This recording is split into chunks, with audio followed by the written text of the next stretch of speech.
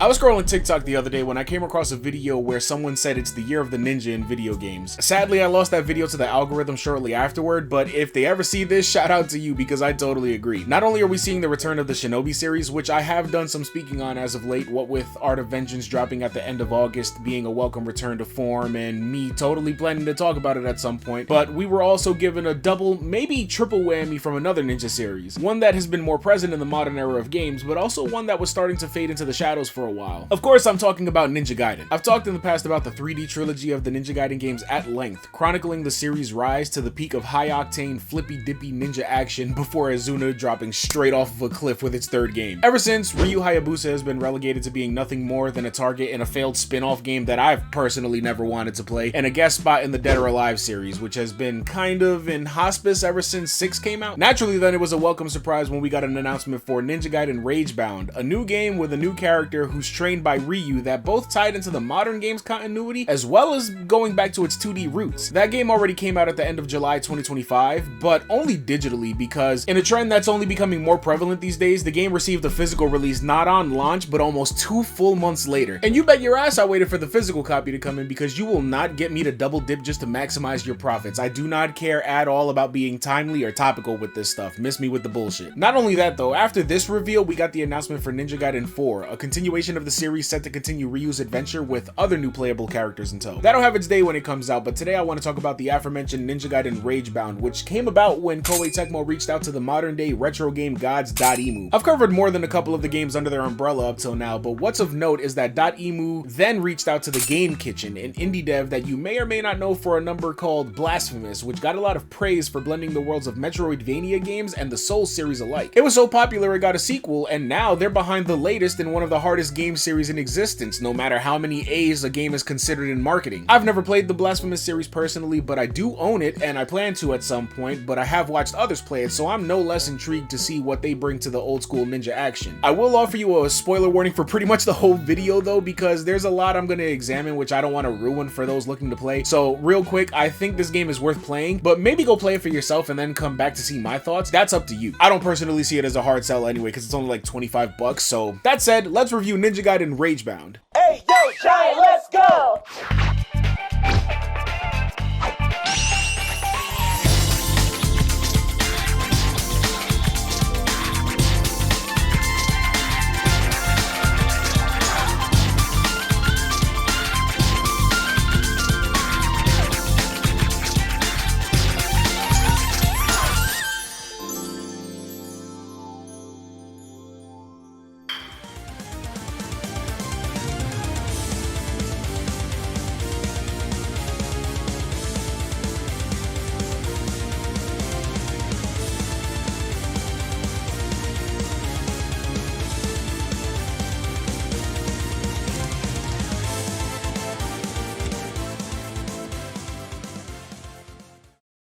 So to start right away, I love how this game opens up, quietly leading you through the logos and all that, and then bringing you into the title screen just to hear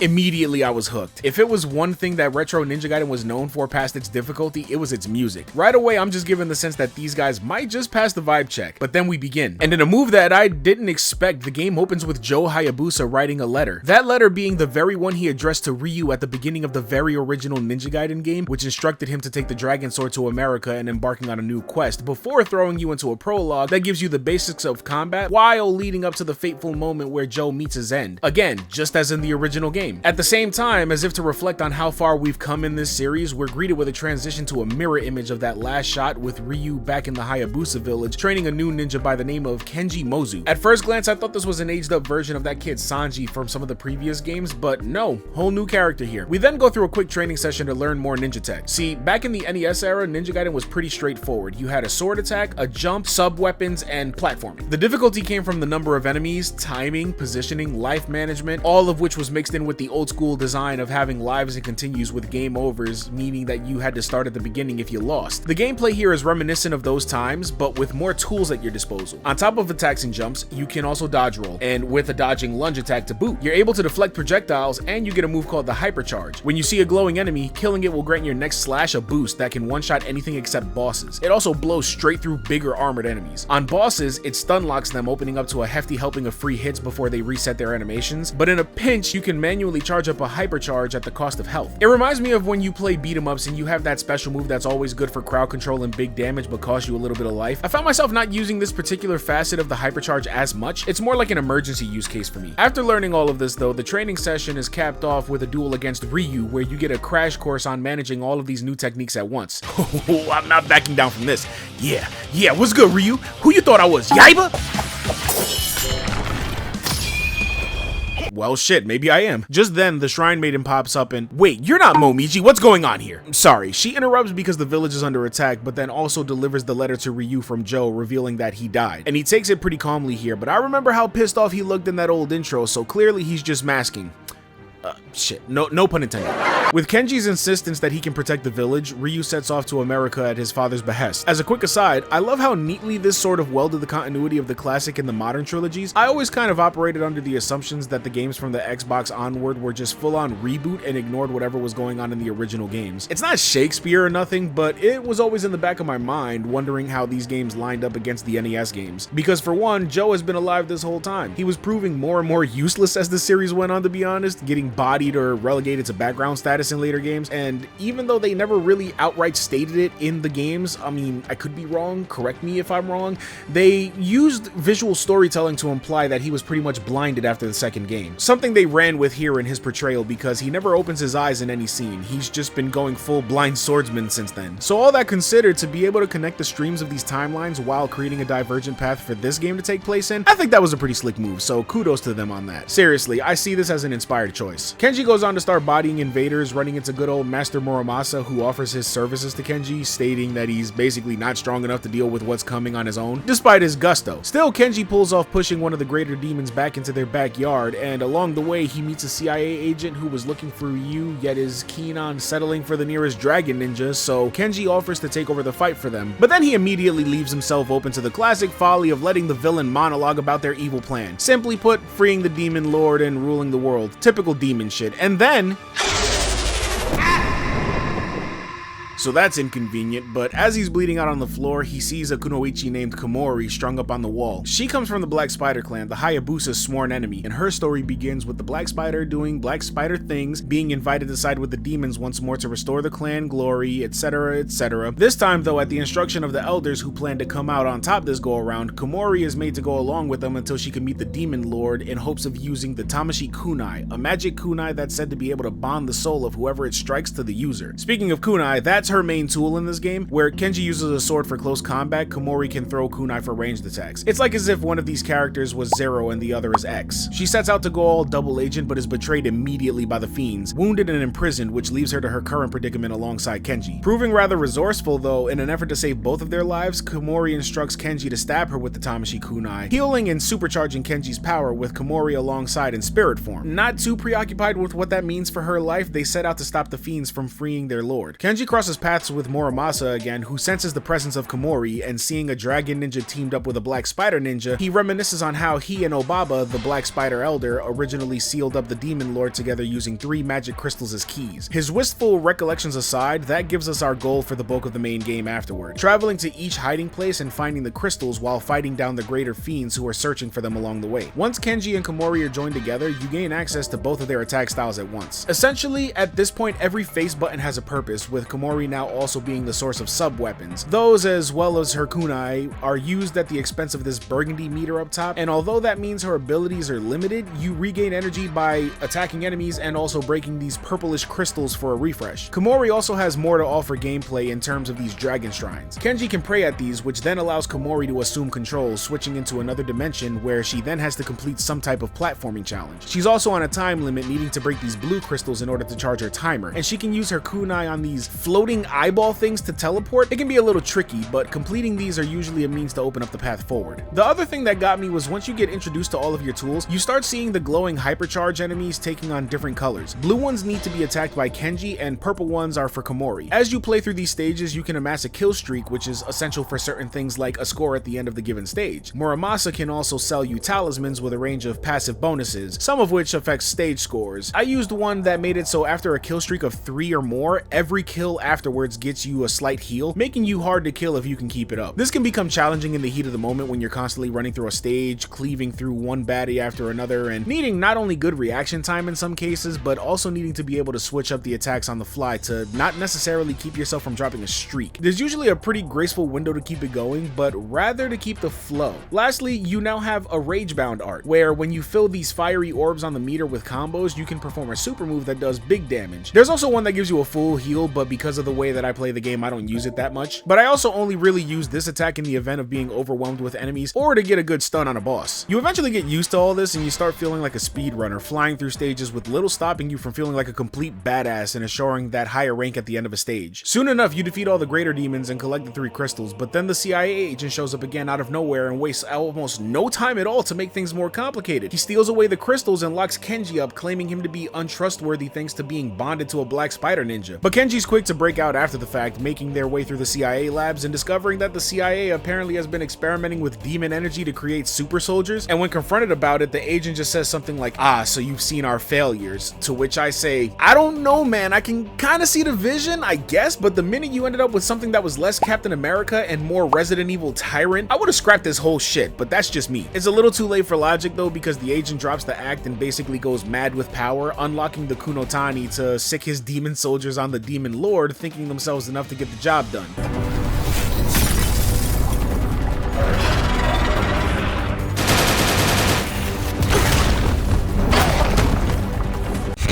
Okay, buddy. With the lock now broken, Kenji drops in to deal with the Demon Lord himself, and after a lot of effort, we seem to get the upper hand with the combined might of our ninjas, just for the Demon Lord to suddenly separate the two, with Komori's soul getting bonded back to her own body. However, now the two are weakened and on the back foot. Komori shouts for Kenji to escape and seal the portal, offering herself up as a sacrifice to ensure the Demon Lord gets sealed again, with Kenji objecting to the notion. In a move I wasn't expecting at this point, you were presented with a chance to choose which ninja escapes to seal the portal. In my first playthrough, I chose Komori to escape. I thought in my mind that this would serve up a pretty impactful ending. Part of Kenji's story early on was Ryu Hayabusa mentioning that he needed to find inner peace to achieve his true potential. Even in the face of the master ninja, he seemed all too impatient to prove himself, leading to his almost dying before he was saved by Komori. In this dire moment, he says, "I want this, I need this," and he stays behind for what may have been his end. Komori seals the portal and comes face to face with Ryu, back from his journey, Muramasa and not Momiji along, where she relays the news of Kenji's sacrifice,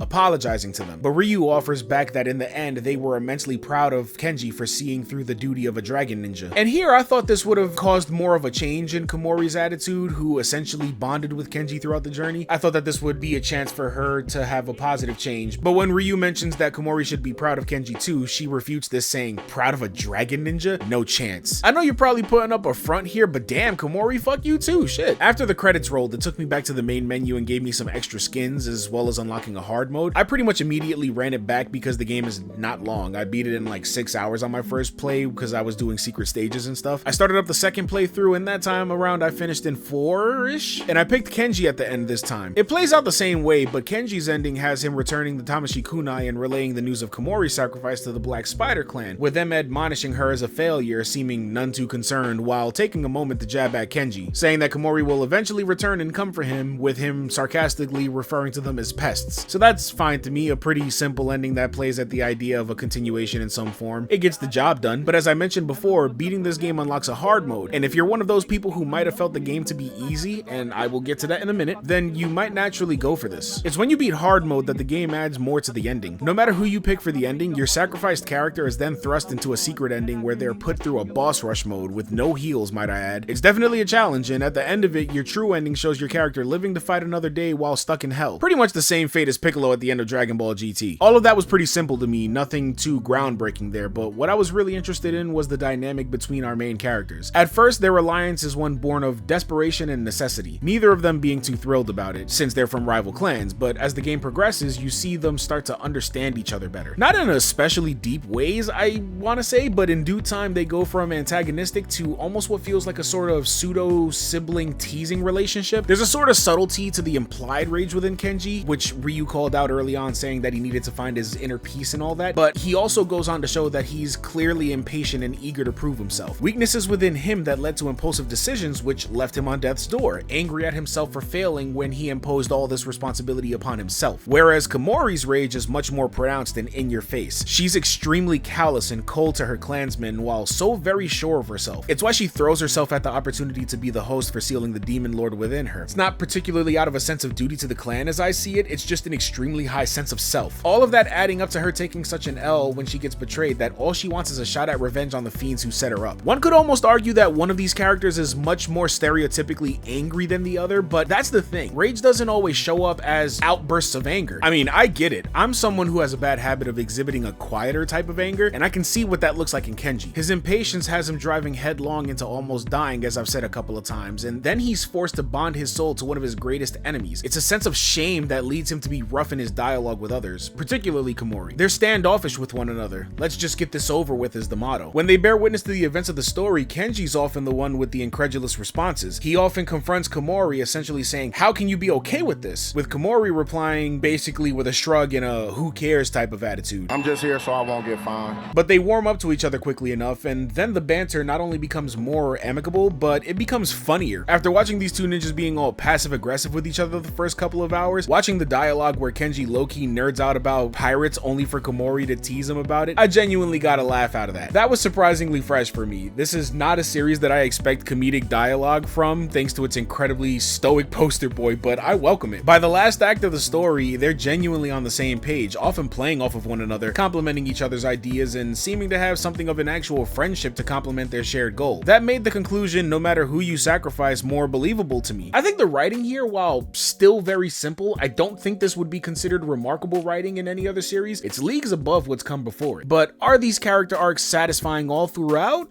I don't know. Komori from beginning to end had a much more direct story that I think ends with an interesting development. Who knows if she'll always be a black spider ninja? If she defects, she's gonna need to tell people that back tat is a Hunter x Hunter reference or something. Maybe stop wearing open back tops. Whatever. I also think I needed more at the end with how I consider Kenji sacrificing himself as the canon ending. I think that's the general consensus, but I really feel like I needed more context in terms of why he is the way he is. What informs his motivations? Like, what's his backstory? This is a question that I hope we get an answer to at some point, but who knows? Maybe we'll see these characters return at some capacity in Ninja Gaiden 4? I can only hope. If anything, this all made the game more enjoyable to me because despite everything I've said up until now, I think the game's difficulty is kind of non-existent.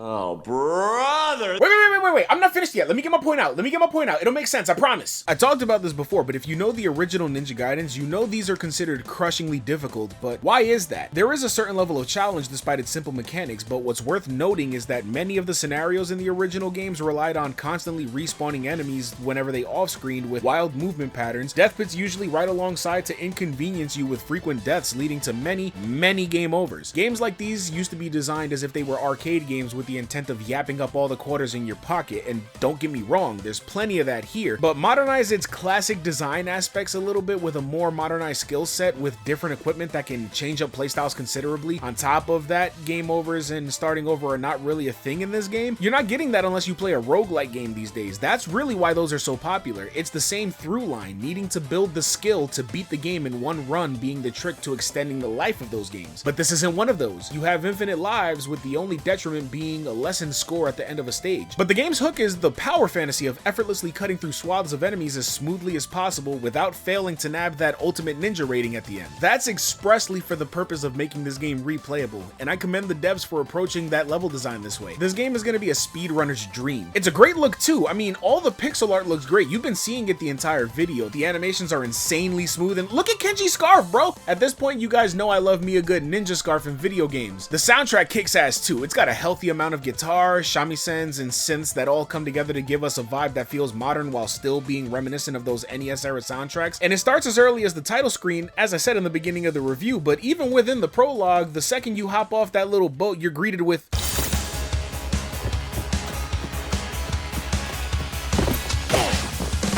it really doesn't let up. I think one of my favorite tracks is Komori's first stage as well. It's much more low-key, but it still has the right energy, showing her making her way through a secret hideout on a stealth vibe, you know? The boss fight music is a remix of the original Ninja Gaiden boss themes too. Like, I love that. Honestly, I think if you're looking for something as hard as the original Ninja Gaiden trilogy, you might be disappointed, but I see Ragebound as a really interesting modernization of the classic formula in a lot of respects. It's only 25 bucks, as I said too, so at the end of the day, I think it's a solid experience for the price and easily enjoyable on repeat visits. I'm not sure how much this moves the needle at the moment for Ninja Gaiden's momentum, but Ninja Gaiden 4 comes out soon and I'm interested in seeing how these might cross over. Time will tell, I guess. But for right now, that's all I got. If you've played Ragebound, how did you feel about it? Be sure to let me know in the comments because I do read all of them and respond to pretty much all of them. In the meantime, you can also find me on Twitch where you can catch me playing games way more over there than I cover them on here, breaking it down as I go along. And now, let's take a moment to shout out our patrons. If you want to be one of the people that supports the works on this channel, be sure to visit the One Sleepy Giant Patreon. All are welcome in the Sleepy City crew. But that's it for me. My name is Hector and I am One Sleepy Giant. This was a lot of fun, but now I'm tired, so a nap is calling. Let's pick up the combo later, okay? Take care.